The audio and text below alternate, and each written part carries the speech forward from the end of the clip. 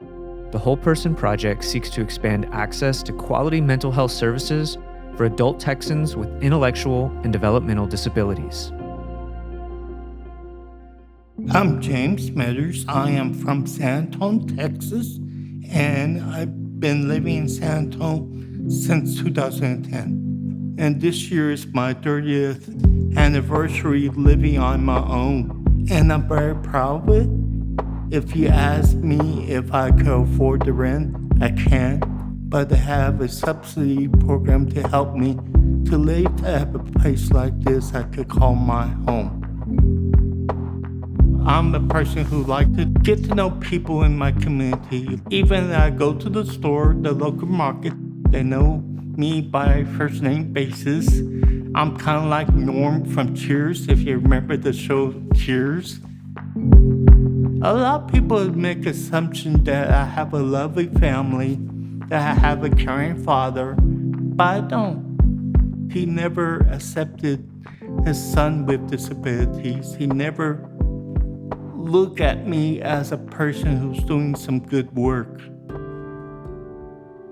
I was first sexual assault, I was about 15, 16 years old. When I got sexual assaulted, I was so afraid to tell my dad because I was worried that he would not believe me or hurt me or cause harm onto me. With my sexual assaults in the early days was very traumatic, but my last assault, I was a much stronger person, a much stronger advocate for myself and others.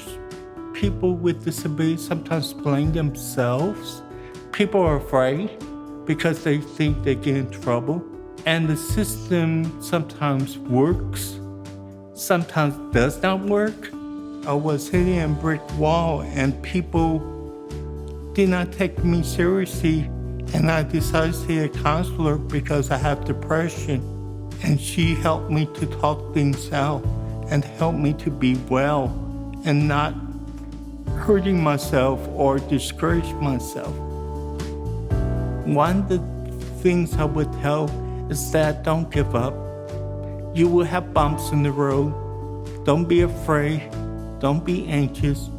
But just keep on what you're doing, but not to feel so helpless. If I go back in the early 80s to tell the James of that, I would tell him, I know you think it's dark in the tunnel, but you can find the light. You're gonna be all right. I would tell him that.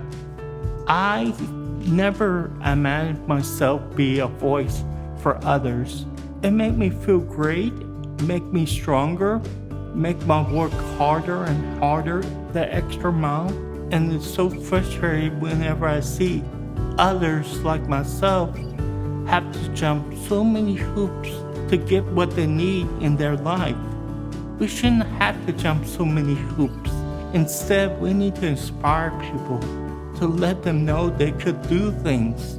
My hope is that we have people take the time to hear our issues, to fix the problems, like the long waiting list. It makes me mad because we could do so much more in our state.